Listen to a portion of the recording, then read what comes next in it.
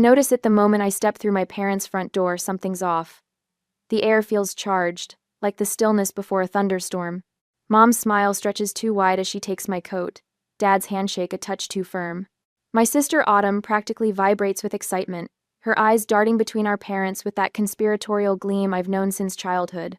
"Sierra, honey, so glad you made it."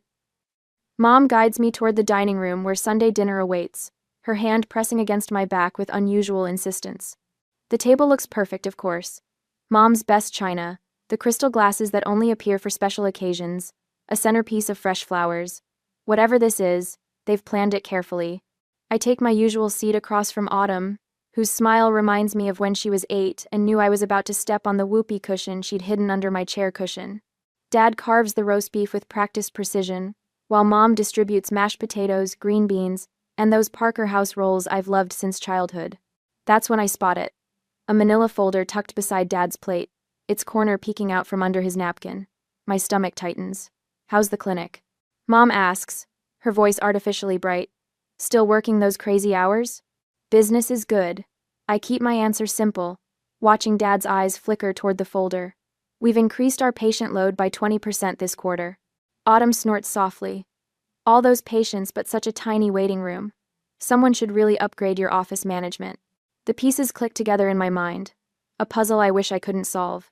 Dad clears his throat, setting down his fork with a deliberate clink against fine china. "Sierra, we've been thinking about the future of your clinic." I freeze mid-bite, the food turning to sawdust in my mouth. Mom jumps in smoothly, as if they've rehearsed this. "Family businesses need family management, dear. Your father and I have been discussing how to keep healing hands in the family long term." "It's not a family business," I say carefully. "I built it myself." "With our support," Dad counters, reaching for the folder. "And now Autumn has an excellent proposal that will benefit everyone." My sister straightens in her chair, practically preening. "I've worked up a business plan to become your practice manager. I'd handle all the boring paperwork stuff while you focus on patients." She leans forward, eyes gleaming. "I'm only asking for a 25% profit share, which is really reasonable considering all the growth I'll bring." My heartbeat pounds in my ears.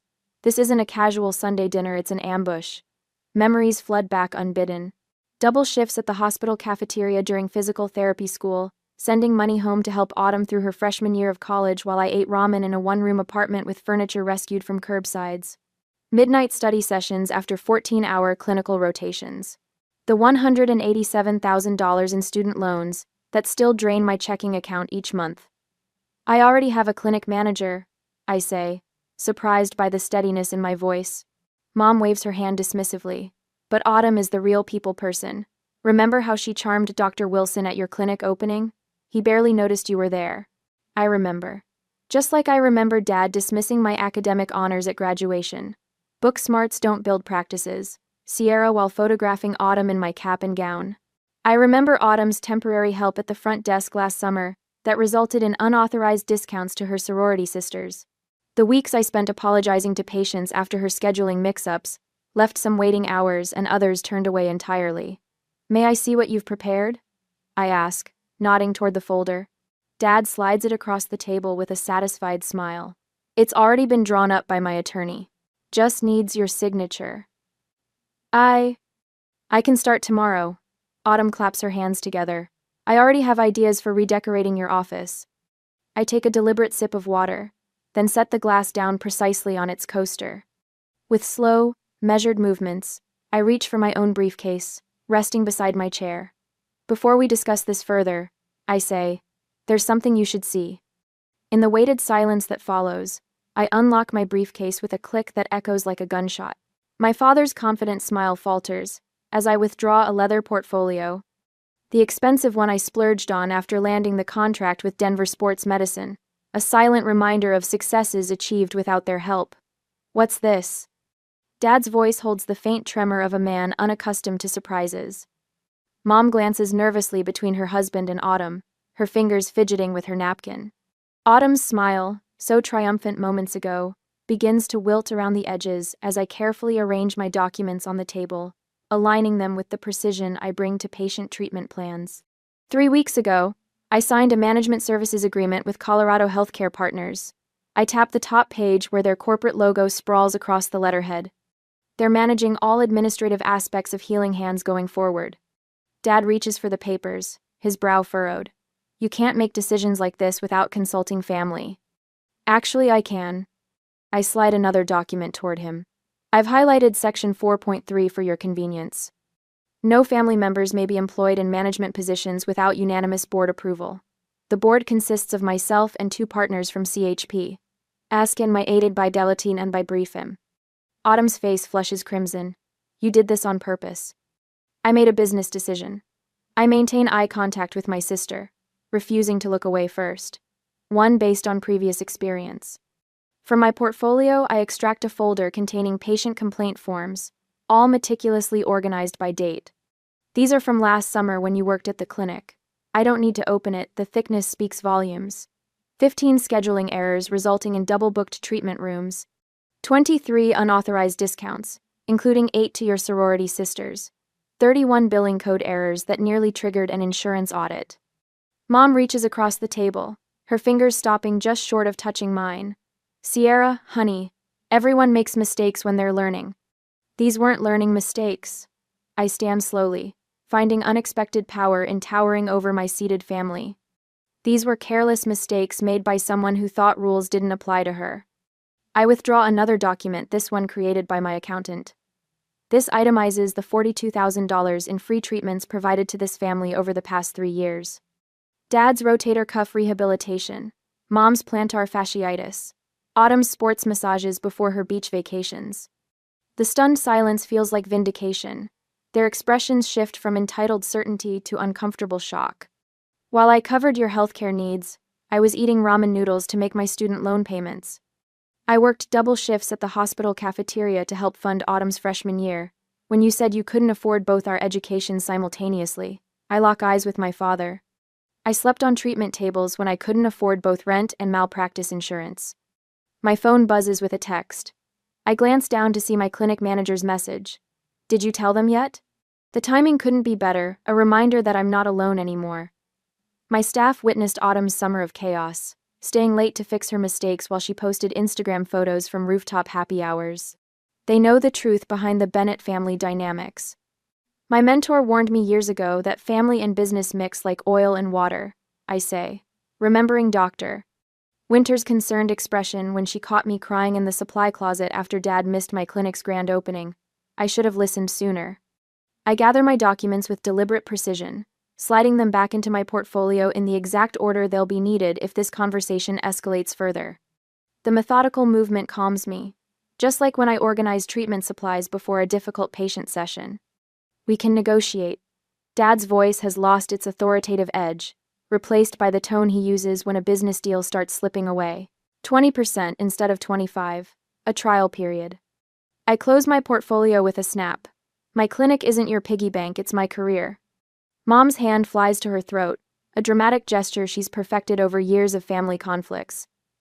I never thought you'd put business before family, she whispers. The statement hangs between us, revealing everything wrong with their perspective.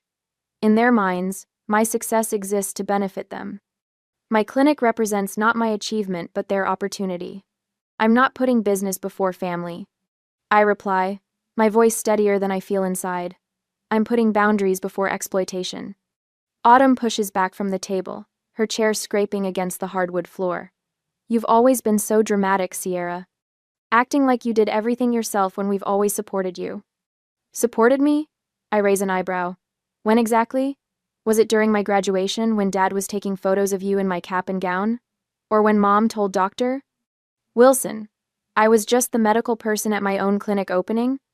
The memories surface like air bubbles in water, quick, sharp, impossible to stop once they start rising.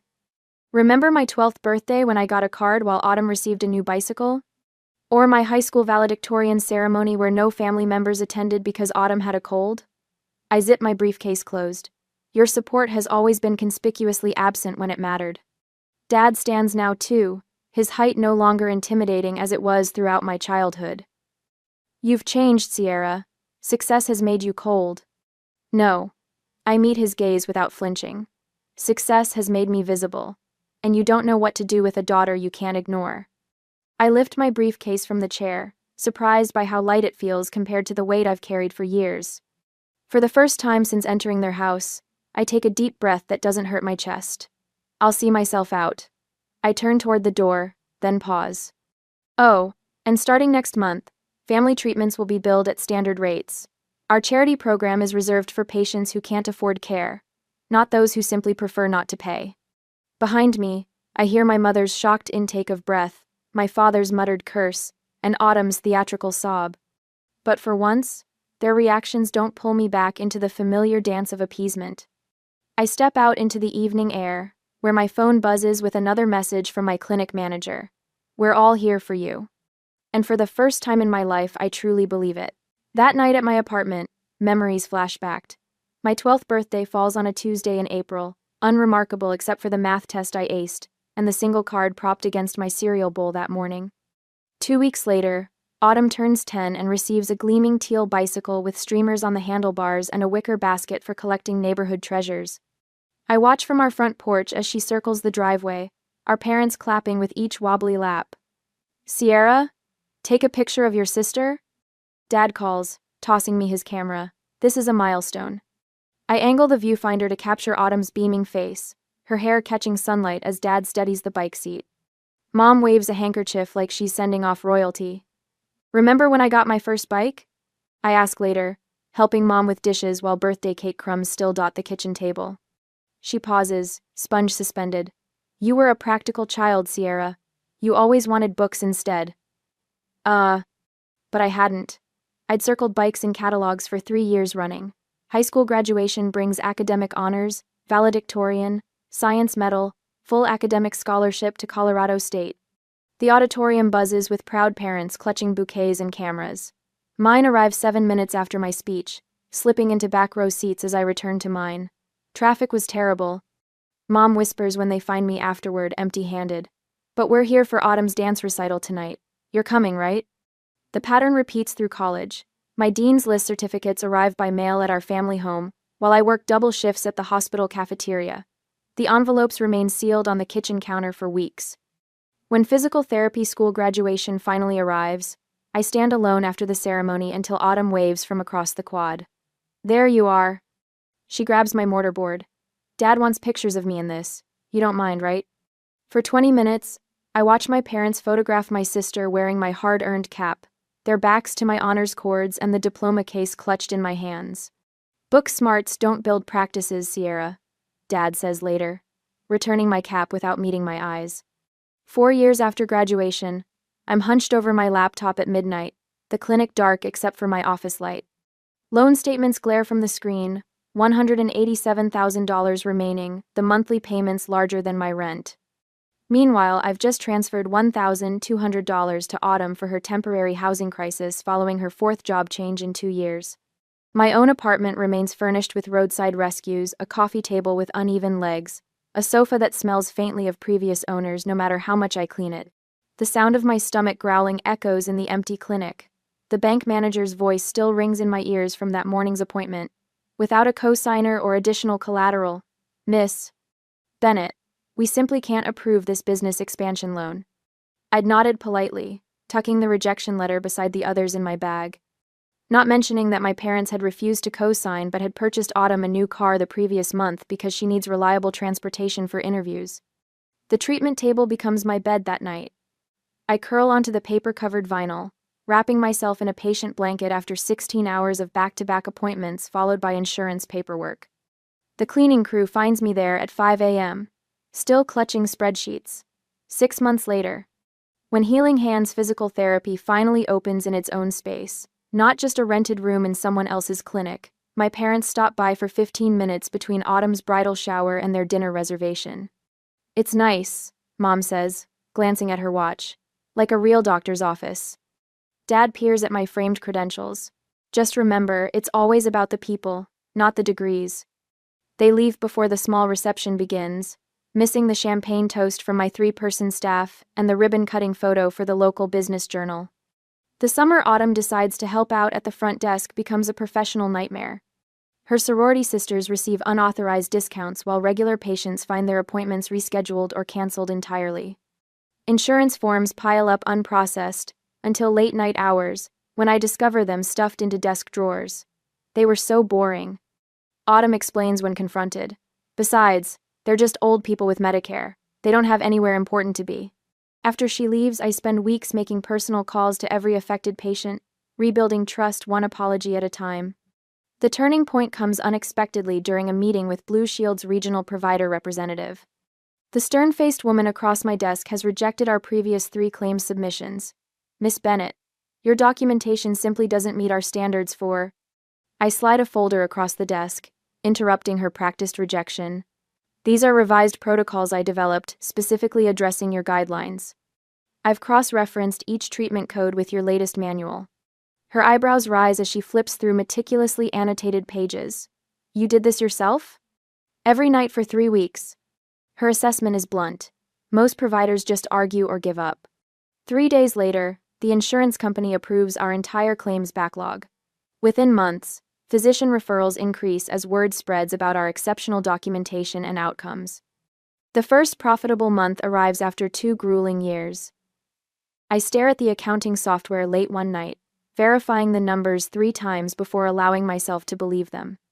No one is there to celebrate with me, but for once, the silence feels like power rather than abandonment. I realize something profound as I lock up that night. My invisibility has become my superpower. While my family focused on Autumn's charm and social connections, I built something substantial in the shadows. The skills I developed through years of self-reliance, persistence, precision, strategic thinking, now serve as the foundation for my growing business. Ellie Morgan, my clinic manager, proves this theory when she declines a hospital position, offering significantly more money to stay with Healing Hands. They don't value people like you do, she tells me, tearing up the offer letter. I've worked in healthcare for 30 years, Sierra. What you're building here is special. When Autumn's scheduling disasters create chaos, my staff stays late without complaint, ordering pizza and tackling the backlog together. We've got this. Carlos, my lead therapist, assures me as midnight approaches. You're sisters. Interesting, but we're a team. Every Friday morning, our staff meeting begins with each person sharing both challenges and victories from the week. Every voice matters. The cleaning staff included a stark contrast to family gatherings, where my input was routinely dismissed or interrupted. The call from Denver Rehabilitation Center's medical director comes on an ordinary Tuesday afternoon. We've been watching your outcomes data. To me, 2,000 people, she says without preamble. Our orthopedic department wants to discuss a specialized treatment partnership. That evening, we gather in the clinic after hours, not for emergency rescheduling but for celebration. 9 people now instead of the original 3, toasting with plastic cups and grocery store cake. To Sierra, Ellie calls out, who saw possibilities while everyone else saw limitations. In the quiet after everyone leaves, I gently lift my first business license from its frame, tracing the embossed seal with my fingertips. Tomorrow, I'll rehang it in the expanded reception area, a reminder that being overlooked sometimes allows you to build foundations no one expects to stand. 6 weeks after the confrontation, at work, my corner office offers a panoramic view of Denver's skyline, though I've positioned my desk to face the treatment floor instead. Through the glass wall, I watch Meredith guide Mrs. Hoffman through her post-stroke exercises. Meredith's patience mirrors what I strive for with every patient, something my family never understood about healing. The contrast between my modest office and our state-of-the-art treatment areas isn't accidental. While patients deserve cutting-edge equipment, I've learned to function perfectly well with a second-hand desk and simple chair. Every dollar saved is reinvested where it counts. I straighten the original Healing Hands therapy sign mounted on my wall, salvaged when we expanded last month. From 3 treatment rooms to 15. From me alone to a team of 15 therapists who share my vision of patient-first care, my phone vibrates for the 3rd time today. Mom again. I silence it without looking at the message. It will be like yesterday's, and the day before. Just checking in, honey, with a thinly veiled question about clinic operations, or subtle mention of Autumn's latest unemployment crisis. The calls increased after I refused their dinner invitations for 6 consecutive weeks. Mom cycles between guilt, we never see you anymore, and false business interest. Have you considered offering discounts to senior communities? Dad attempted to contact my accountant directly last week, thankfully warned by my advance call explaining the situation. Their most desperate move came yesterday, when Autumn appeared unannounced during our busiest afternoon, waving a folder of incredible marketing ideas that miraculously required her full-time employment to implement. Mark, my front desk manager, followed protocol exactly, offered her a seat in the waiting room, and called me immediately. I didn't interrupt my patient's session. The afternoon sun warms my face as I open my laptop, reading the email I've drafted, deleted, and rewritten 14 times. It's measured, precise, and absolutely necessary. To my family, as I have already told you, after careful consideration, I'm establishing professional boundaries regarding healing hands therapy. The clinic remains closed to family employment or management input. All treatment services will be billed at standard rates. Business discussions are limited to my management team. I remain open to rebuilding our personal relationship, separate from my professional life. Sierra. My finger hovers over send as my office door opens. Carol, my clinic manager, appears with 2 steaming mugs. "Thought you might need reinforcements," she says, placing a coffee beside my laptop. "I saw the social media post." I raise an eyebrow. Carol slides her phone across my desk. There's my mother's Facebook profile, featuring a photo from my clinic's opening day 3 years ago. Mom stands beside me, arm around my shoulder, a rare moment of apparent support I now recognize was performative. So proud of my daughter Sierra's vision with healing hands therapy. We've always believed in her healing touch. Proud mama, family business. The timestamp shows it was posted 20 minutes ago. The hashtag is interesting, Carol says carefully. Family business. The words taste bitter. I click send on my email. They've never paid $1 toward this clinic, never worked an hour here, never believed it would succeed until it did. Community's noticing the disconnect, Carol says. Dr. Reynolds mentioned it last week when he referred that complex shoulder case. I look up, surprised. Said he always sends patients here because you built something genuine, not handed down or gifted. Carol taps my original business license frame. Said he appreciates how you acknowledge your team instead of bragging about your background. The staff meeting last Friday returns to mind, where I credited our growth to the team's dedication rather than my own vision. I'd noticed Autumn's friend Kimberly in the waiting room during the meeting, phone suspiciously angled toward our gathering. Which reminds me, I say, pulling up another email. The scholarship fund is approved. Starting next semester, we'll support 2 physical therapy students with demonstrated financial need. Carol smiles. Your mother called that wasteful charity when she overheard us discussing it. Exactly why it matters. I stand, stretching tired muscles. Any news from the accountant about their latest inquiry? Your father tried charm, then intimidation. Eventually left when Denise mentioned potential harassment charges. Carol's expression softens. There's something else. She pulls a handwritten note from her pocket. Your mother stopped by during lunch. When I explained you were at the Children's Hospital Clinic, she left this. The envelope bears my name in Mom's perfect cursive. Inside, tear-stained paper contains desperate pleas about family misunderstandings and missing my daughter. The final line requests a family meeting to heal old wounds at their house. Naturally, on their terms. My phone chimes with a text from Autumn. Miss you, big sis. Can we talk? Just us? Carol watches me process these latest maneuvers. Your father's letter arrived in yesterday's mail too. Very formal, suggesting family mediation with his attorney present. I laugh without humor. The tables have turned. Their friends are asking questions. Community members are noticing discrepancies between their claims and reality. Through the window, I watch 2 therapists I hired from disadvantaged backgrounds, guiding patients with the skill and compassion I'd fostered in our clinic culture. The afternoon sun illuminates our expanded treatment floor built from my vision, my labor, my persistence, despite years of family dismissal. What will you tell them? Carol asks. I place the note in my desk drawer, joining other manipulative family communications I've documented meticulously. When they're ready for a relationship that doesn't involve exploiting my success, I say, I'll listen. Until then, my priority is protecting what I've built.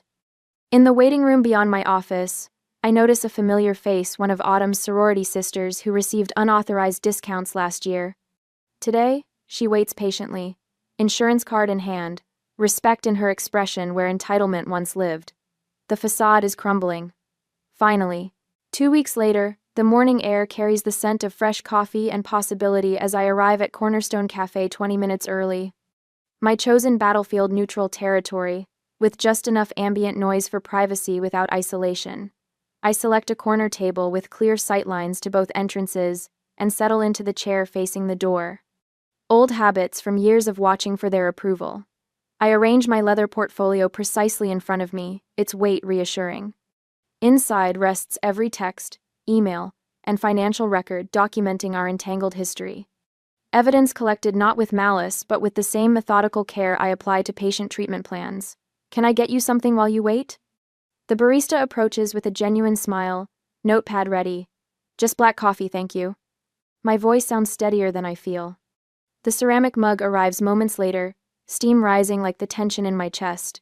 Through the window, I spot them walking from the parking lot. Dad's shoulders square beneath his golf polo, Mom fidgeting with her pearl necklace, Autumn's confident stride betrayed by her nervous glances at our parents. They've coordinated their outfits in cream and tan tones, a united front.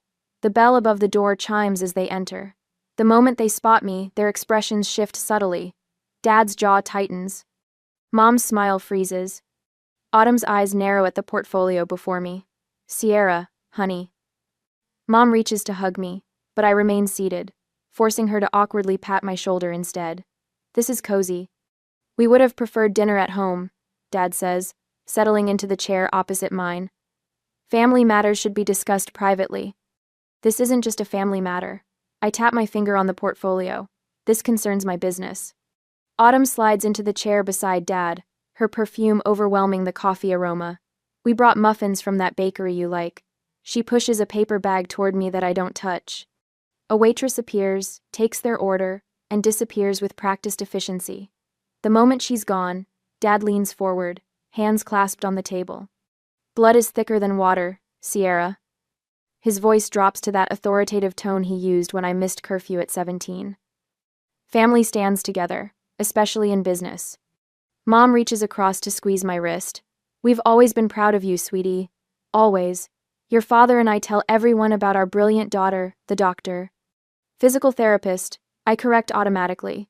Doctor of physical therapy, Autumn adds, with surprising accuracy before launching into her rehearsed speech. Speaking of which, I've been thinking about our last conversation, and I realize I came on too strong, so I've drafted a new proposal. She produces a sleek tablet from her purse. A consulting arrangement, instead of management. 3 days a week, better social media presence, corporate client outreach.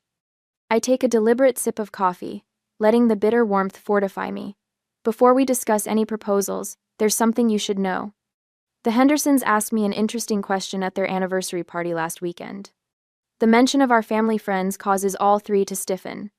They congratulated me on my family partnership and asked when you'd all joined my practice. I opened the portfolio, revealing a neatly organized collection of paper. They seemed surprised when I told them you weren't partners in my business. Dad's face flushes. We never said. I have screenshots of your Facebook posts mentioning our clinic and the family practice. I slide the printed pages toward him. And text messages from the Wilsons asking about the family business your mother mentioned at Bridge Club. Mom's face pales. Sierra, it's just expressions of pride. Is it? I withdraw another document. This is Dr. Reynolds' email asking why Dad contacted him about partnership opportunities for the clinic.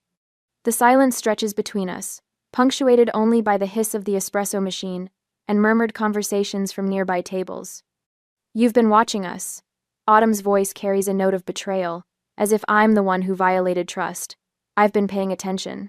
I meet her gaze steadily. The same attention I've given to building my practice while you were telling your sorority sisters they could get free treatments. Dad attempts to seize control of the conversation. We're getting sidetracked. We're here to discuss Autumn's role. Autumn will have no role in my clinic. The words come out with a calm certainty that surprises even me. Neither will you or Mom. Sierra. Mom's hand flies to her throat. After everything we've done for you. Everything you've done? I extract a spreadsheet from my portfolio. Here's an itemized list of the free treatments I've provided to this family over 3 years.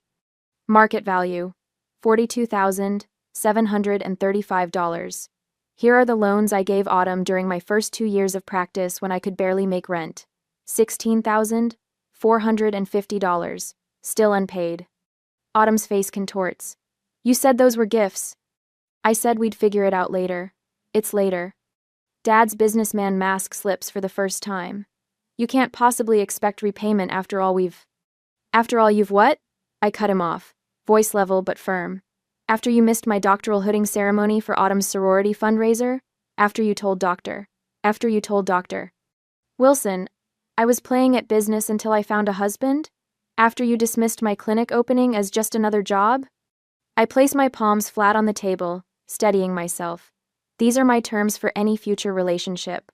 First, my business decisions are mine alone. No input, no suggestions, no contacts with my colleagues. Second, any treatments for family will be billed at standard rates. Third, no more describing yourselves as partners or owners in my business. Mom's artificial composure crumbles, tears welling in her eyes, genuine ones this time, not the performance drops she typically deploys. You can't mean this, she whispers. We're family.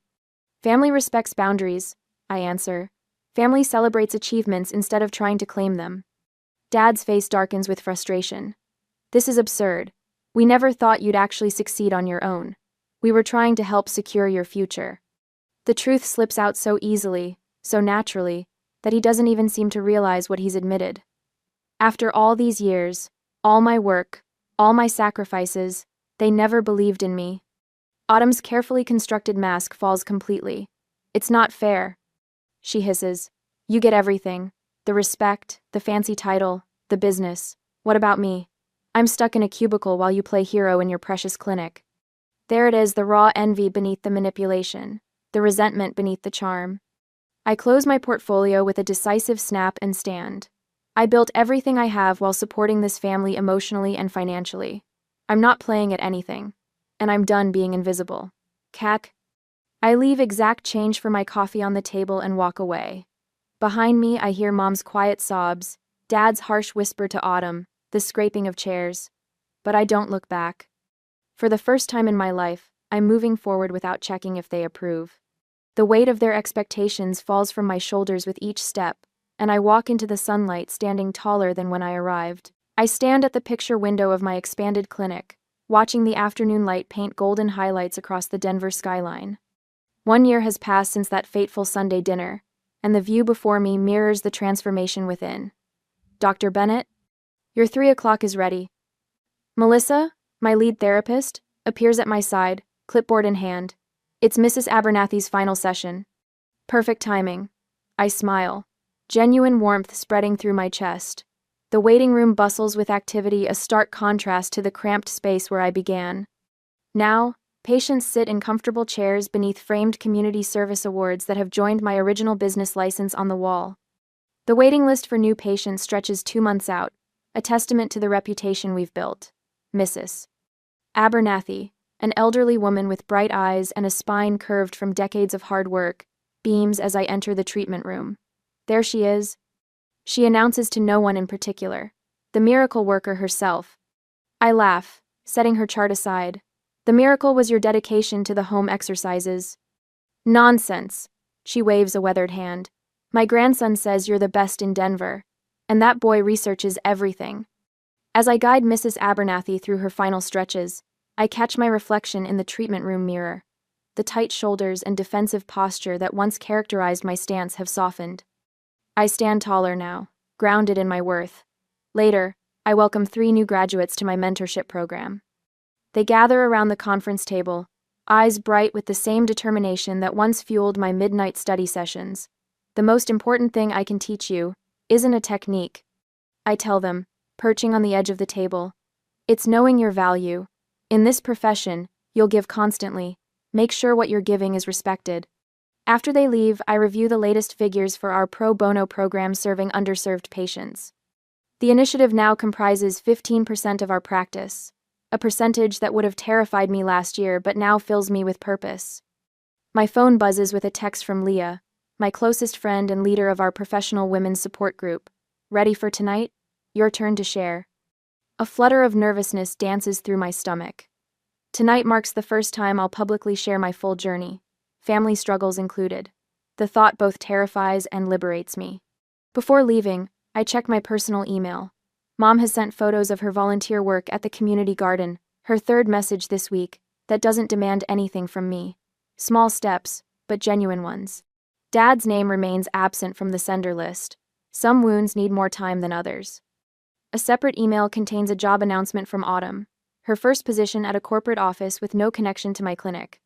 The message lacks her usual excessive exclamation points, a subtle sign of her growing independence. The evening sun casts long shadows as I arrive at Leah's home for our monthly dinner. Unlike my parents' dining room with its oppressive formality, this space hums with authentic conversation. My chosen family of colleagues and friends pass dishes family style, their laughter a healing balm. To Sierra, Melissa raises her glass. Who taught us all that standing your ground isn't selfish, it's necessary? As applause ripples around the table, I think of the scholarship I've established for PT students from challenging backgrounds, the boundary-setting workshop I'll lead next month, and tomorrow's launch of our specialized vestibular rehabilitation program. When dinner concludes, I step onto Leah's back porch. The mountains rise majestically against the horizon, steadfast and immovable, much like the boundaries I've learned to maintain. You look peaceful, Leah says, joining me. I am. I breathe deeply. I finally understand that I can heal my patients without sacrificing myself in the process. Tomorrow, I'll treat an elderly man with the same care I once lavished on family members who took without gratitude. The difference is, he'll look me in the eye and say thank you, and I'll know I've been seen. I'm Sierra Bennett. I whisper to the mountains, and I heal people who value the healing.